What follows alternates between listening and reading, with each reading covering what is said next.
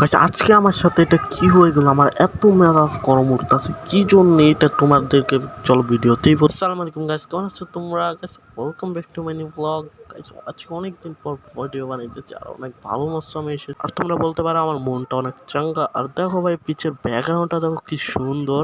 আর guys আজকে আমরা যাবো আমার নানুর বাসায়, এই জন্য আমার R15টা নিয়ে আসছে নিয়াদে। আর আশেপাশে প্রকৃতির হাওয়া দেখো ভাই, এত সুন্দর বাতাস দিচ্ছে। তোমরা এখানে আসতে চাইলে খালি বেশি কিছু করা লাগবে না, একটা লাইক আর একটা সাবস্ক্রাইব করে দিতে হবে, তাহলে আমাদের ফ্যামিলি মেম্বার হয়ে যাবে। এখন বকবকানি বাদ দিয়ে আসল টপিকে আসি। আর এখন দেখবো আমার নানুর বাসা অনেক দিন ধরে যায়। এখন আমি উঠোনতে উঠতে গেছি আর উঠোন চালাইতেছি আমি, আর নিয়াদে পিছে বয়ে রয়েছে। এই হাসিটা দেখো কি ভয়ঙ্কর।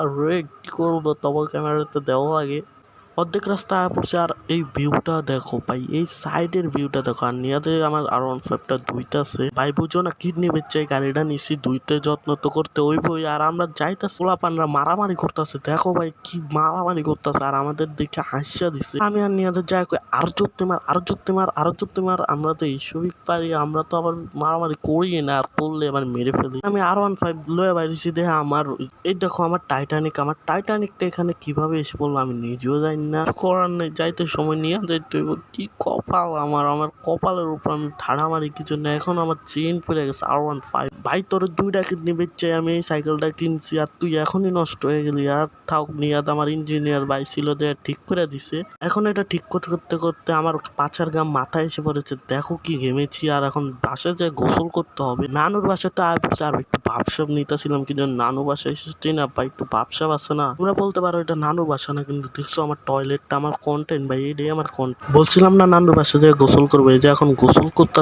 করতে যাবো পুকুরে ভাই। পুকুর ছাড়া আমি গোসল করি। গোসল করা শেষে আমি এটা কি দেখে ফেললাম, আমাদের বাসায় যে দেখো ভাই পুলিশ খাড়িয়ে রয়েছে আমাদের বাসায়। নানুর বাসাতে আইয়া দেখি এনে পুলিশ খাড়া রয়েছে, আর ওখান দিয়ে ভিডিও বানাইতে আমি পারি নাই। এই পুলিশ কেন এসেছে তোমাদেরকে বলবো পার্ট 2 তে। তো আল্লাহ হাফেজ।